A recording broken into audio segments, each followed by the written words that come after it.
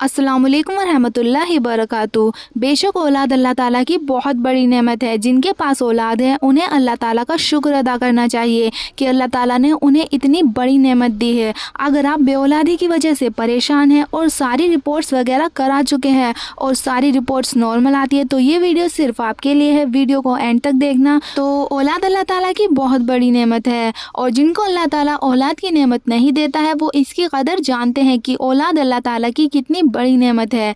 इस वीडियो में एक छोटी सी दुआ शेयर करेंगे। ये दुआ उन लोगों के लिए है जिनकी औलाद नहीं है, जो औलाद की नेमत से महरूम है और बहुत कोशिशों के बाद भी औलाद की नेमत हासिल नहीं हो पा रही है। सारे टेस्ट करा चुके हैं, सब कुछ नॉर्मल है, फिर भी औलाद नसीब नहीं हो पा रही है। तो कुरान करीम की एक छोटी सी आयत है। इस आयत को 133 मरतबा पानी पर दम करके मियाँ बीवी दोनों को पीना है।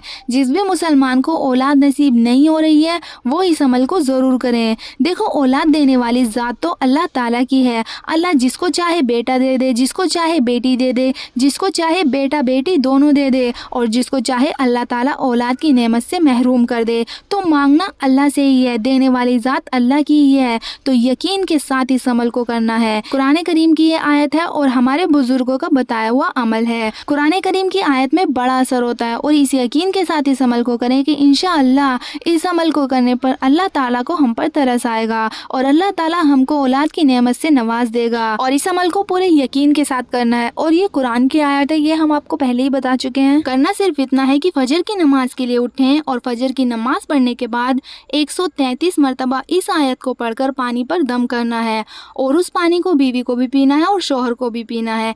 तो 133 मरतबा इस आयत को पढ़ना है। तो वो आयत कौन सी है? 25वें पारे की आयत नंबर 49 है। सूरह शुरा की 25वें पारे में 49वीं आयत है। लिल्लाहि मुल्कुस समावाति वल अर्ज़ यख्लुकु मा यशा यहबु लिमन यशाउ इनाशम व यहबु लिमन यशाउ ज़ुकूर। ये आयत है और इसका तर्जुमा ये है, तमाम बादशाहत अल्लाह ही की है, आसमानों की भी और ज़मीन की भी। वो जो चाहता है पैदा करता है, जिसे चाहता है बेटियां अता करता है और जिसे चाहता है बेटे बख्शता है। तो ये आयत है, इसको 133 मरतबा रोजाना फजर की नमाज के बाद पढ़ना है और पानी पर दम करना है। फिर उस पानी को शोहर और बीवी दोनों पिए।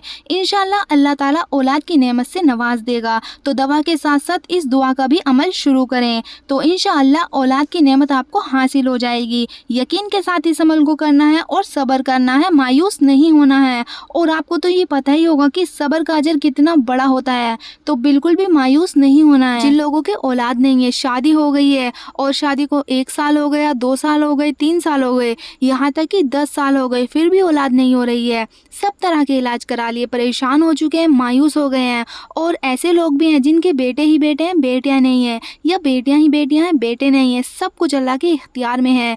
दुनिया की कोई ताकत आपको औलाद दे ही नहीं सकती। इस बात को हमें समझना होगा। बाज़ दफ़ा शादी को 2 साल गुजर जाते हैं और औलाद नहीं होती तो टेंशन में आ जाते, परेशान हो जाते हैं।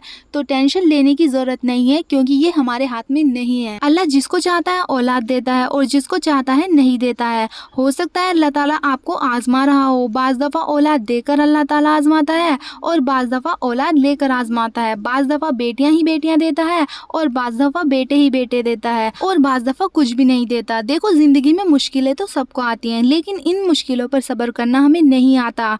हम दुनिया भर के तरीके आजमा लेते हैं। किसी ने बता दिया यहाँ चले जाओ, वहाँ चले जाओ, हम सब जगह चले जाते हैं लेकिन हम अल्लाह ताला के करीब नहीं जाते, अल्लाह से अपना ताल्लुक मजबूत नहीं करते, इधर उधर की चीज़ों में पड़े रहते हैं। जो हमें करना चाहिए वो हम नहीं करते हैं। तो अल्लाह ताला से अपना ताल्लुक मजबूत करें और ये जो अमल बताया फजर की नमाज के बाद, इस अमल को ज़रूर करें।